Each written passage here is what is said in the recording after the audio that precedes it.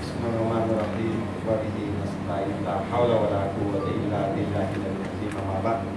Assalamualaikum warahmatullahi wabarakatuh. ไม่ทราบเสียงได้ยินไหมครับได้ยินนะเพราะว่าตะกี้นั่งข้างหลังไม่ค่อยได้ยินเดี๋ยวเรียกฝ่ายเพราะว่าจะได้ไม่ต้องใช้เสียงเยอะนะครับก่อนอื่นต้องชุกรต่ออัลเลาะห์ซุบฮานะฮูวะตะอาลาที่ผมมาพูดเรื่องราวของศาสนานะครับในเรื่องของการละหมาด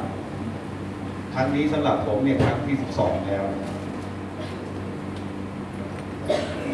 ใช้แรงงานเด็กไหมครั้งนี้ครั้งที่12แต่สำหรับสินธรครั้งคนนี้ช่วยสำหรับสินธรครั้งที่4วันนี้พวกเรารุ่นที่4นะอายเขาไหมไม่นะเขามารุ่นกี่รุ่นจะแล้วแต่ไม่เป็นไร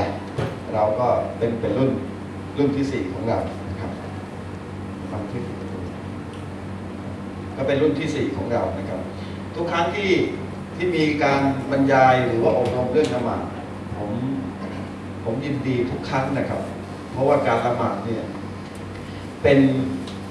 นเขาเรียกอะไรเวลาถือศีลอดเฉพาะเดือนอะไรครับละฮัจญ์นะใช่ไหมซุลฮิจญะห์แล้วก็ซะกาตอะไร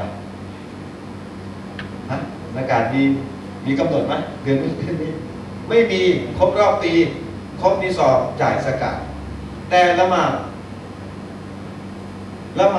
มีทุกวันเมื่อวานไปคุตบะที่TOTถามว่าเขาเกษียณ60แล้วถามว่าต้องละหมาดไหมยาละ60แล้วไม่ต้องละหมาดมีไหมนั้นละหมาดจึงมีความสำคัญนบีบอกว่ายืนไม่ได้ให้นั่งไม่ได้ให้นอนไม่ได้โอ้ไปกูโบระดับนอนไม่ได้แล้วไปกูโบแล้วพี่น้องอ่านหะดีษนะครับถ้านอนเนี่ยแล้วเคลื่อนไหวไม่ได้อันนี้ให้เลยครับการพลิกตาเป็นอิชาเราะห์เป็นเครื่องหมายตอนนี้สุยุดอันนี้อยู่กลัวขณะอยู่บนพาหนะยังให้นะมันพี่น้องถามนะครับในรายการผมเป็นแทนอาจารย์ซิกดิกวันพฤหัสขับรถเนี่ยขณะขับรถนี่ต้องละหมาดได้ไหมไม่ได้อยู่ในรถพาหนะนี่ได้ไหมได้ละหมาดได้อยู่ในรถทัวร์อยู่ในบนเครื่องบินอยู่บนรถไฟนี่ได้แต่ขออย่างเดียวคนขับไม่ต้องละหมาด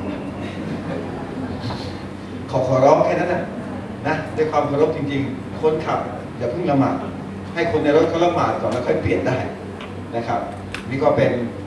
เรื่องของวันนี้มาอบรมเรื่องละหมาดรุ่น4แล้วผมเชื่อว่าต้องมีรุ่นต่อไปมีพี่น้องรุ่นที่2อบรมเสร็จแล้วมาปรารภกับทนายการีบอกว่าผมเนี่ยอายุ60แล้วยังไม่รู้เลยนะครับว่าเวลาสุญูดนบีเอาเท้าชิดกันอายุ60ปารภกับทนายการีเพิ่งมาศึกษาว่าละหมาดเหมือนแบบนี้กันฉะนั้นเรื่องของอิสลามไม่มีคำว่าอายุมากอายุน้อยวันนี้มีหลายระดับฉะนั้นอายุมากอายุน้อยไม่เครียดครับล่าสุดนี้2-3 วันโทรมาอาจารย์อบรมแล้วแต่ว่ามันยังไม่ถึงสรุปรู้ยังไงนะครับก็อยากอบรมอีกได้ไม่เป็นไรนะครับวันนี้จะใช้ตำราของผมในเล่มเดียวในเล่มนี้นะครับละหมาดเหมือนนบีอันนี้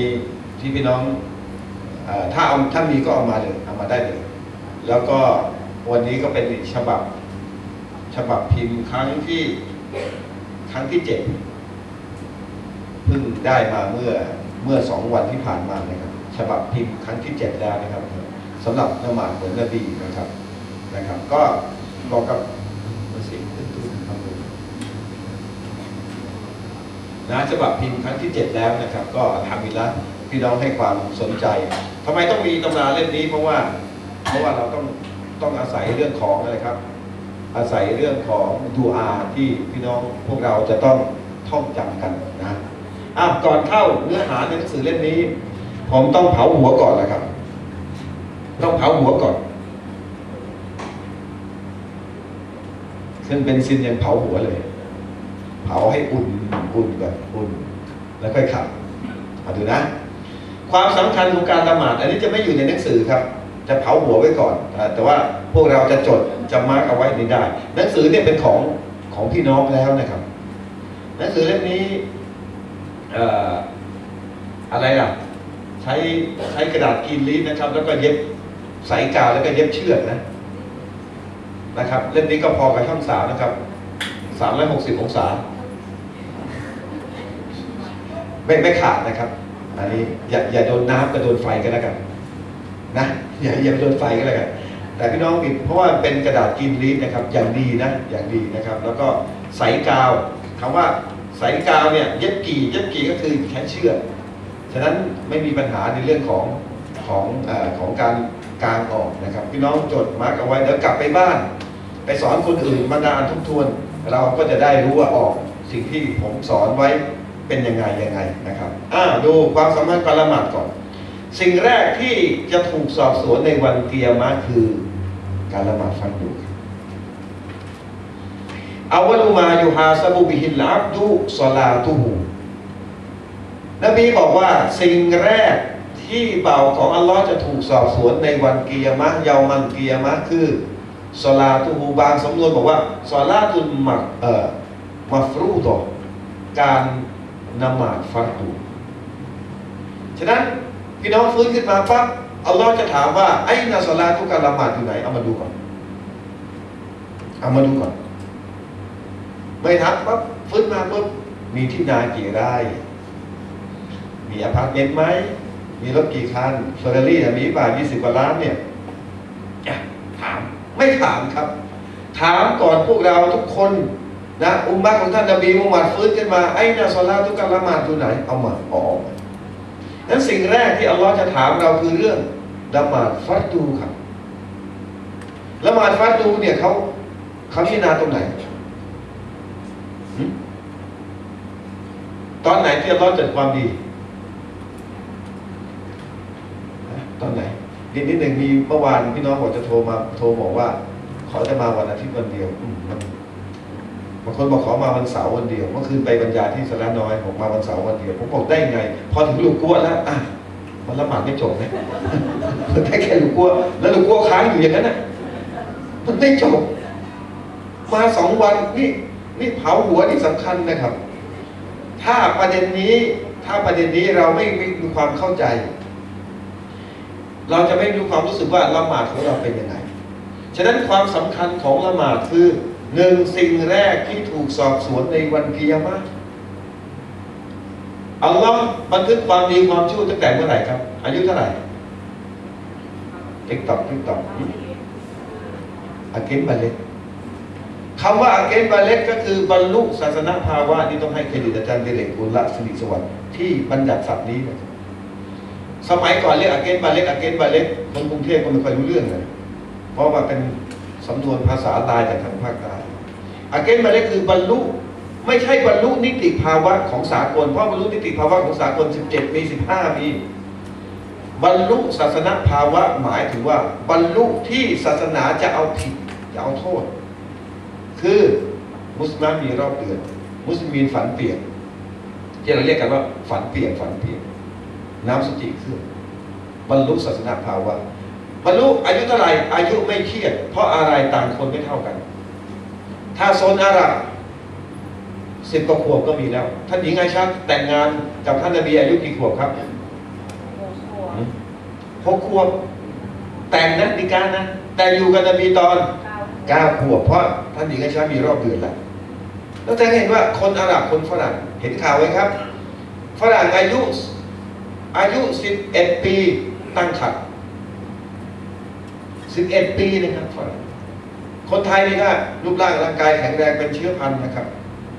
เชื้อพันธุ์ดีร่างกายแข็งแรงตัวใหญ่ก็จะมีรอบเดือนเดียวก็แล้วแต่ละคนมีรอบเดือนหมดรอบเดือนอาบน้ำยกขนัดปั๊บไม่ละหมาดอัลลอฮ์ ให้มันก้าข้างซ้ายบันทึกผู้ชายก็เหมือนกันอาเกนบันเล็กแล้วไม่ละหมาดบันทึกถามอยู่ตรงนี้ไม่มีใครเห็นนะอย่าโกหกกันนะใครที่นั่งอยู่เนี่ยใครที่อาเกนบันเล็กแล้วก็ละหมาดไม่ขาดเลยผมก็ไม่ยกนะสมัยก่อนคนเราก็ยังโง่อยู่เห็นไหมถ้าเด็กๆลูกของเรานี่อาเกนบันเล็กเปี้ยผมเชื่อเปี้ยแต่ถามว่าพออาเกนบันเล็กสมัยนู้นเนี่ยเราก็แหมบาราตูเหมือนกันคำไม่มีหางก็จับแต่งละแต่เดี๋ยวนี้ไม่ได้ไงถามว่าแล้วอัลลอฮ์นี่เอาผิดพวกเราไหมเอาผิดครับแต่อิสลามจะมีเรื่องของอะไรอิสลามจะมีเรื่องของการชดเชยเรื่องของการทำเพื่อให้ของในอดีตเนี่ยน้ำมาบางคนอาเกนไปเล็กตอนอายุ50ไม่ต้องอายไม่ต้องเขิน50เพิ่งจะละหมาดครบ5 เวลาก็แสดงว่าที่ผ่านมาเตาวะตัวพอเตาวะตัวเสร็จปั๊บที่ผ่านมาไม่ต้องกอดอใช้ครับไม่ต้องทำไมเพราะหะดีษนี้นบีบอกว่าวะอินกานะอักมาลาฮาถ้าสมมุติว่าละหมาดฟัรดูของเขาสมบูรณ์สอบสวนเรื่องอื่นเรื่องซะกาตเรื่องถือศีลอดไปแต่ถ้าไม่สมบูรณ์เลยอิลลาเราพูดอย่างพวกเราเนี่ยไม่สมบูรณ์กอลัลลอฮุอัซซะวะญัลอัลลอฮ์จะบอกกับมลาอิกะฮ์บอกว่าอุนซุรูลิอับดีมินตะตาววุอินไปดูซิว่าบ่าวของฉันคนนี้มีละหมาดสุนนะไหมแสดงว่าได้ความวันนี้เราอาเกนบาเล็กตอนอายุ50ก่อนหน้านี้ก็โอ้โหแล้วมาคิดมาดีแล้วมันเป็นแสนแล้วก็อ่านมันไม่ไหวอิสลามไม่ใช่เรื่องยากครับเตาบะสิ่งที่ผ่านมาเสียใจร้องไห้ดีๆแล้วก็จะไม่กลับไปทิ้งละหมาดอีกแล้วตั้งแต่นี้ไปจะต้องละหมาดให้ครบหลังจากนั้นละหมาดสุนนะเยอะๆมุสลิมานี่ได้เปรียบกับมุสลิมีเพราะมุสลิมาอยู่บ้านหรือว่าพวกเราไปทำงานมุสลิมีอยู่บ้านนะผู้ชายควายเปย์ลูกไปลาอีลาว่าไปผู้หญิงไปหาทำงานขายของนอกบ้านอย่างนั้นหรือเปล่าหน้าที่นักกอล์ฟผู้ชายผู้หญิงอยู่บ้านลูกหลับแล้วปั๊บทำไมละหมาดดูฮาได้ละหมาดดูฮาเลยครับปังละหมาดไปเลยนะพอละหมาดเสร็จลูกจะร้องพอให้สลามเสร็จดูยังเรียนอยู่ยังอิ่มยังเพลินกับการนอนอยู่ต่อมีโอกาสละหมาดได้เราเคยอบรมเรื่องละหมาดสุนัขถูกไหมถ้ามานับเดือนวันหนึ่งก็เป็นร้อยโอกาสนะครับถ้าจะละหมาด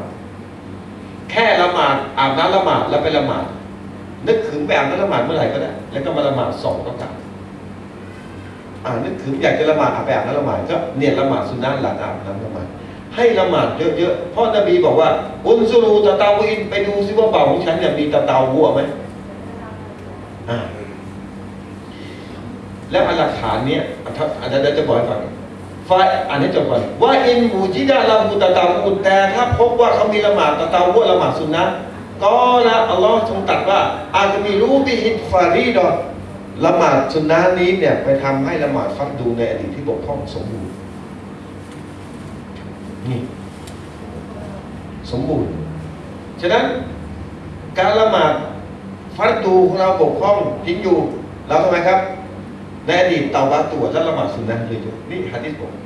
แล้วหะดีษส่วนนี้ยังเป็นหลักฐานอีกในยะหนึ่งให้รู้ว่าการละหมาด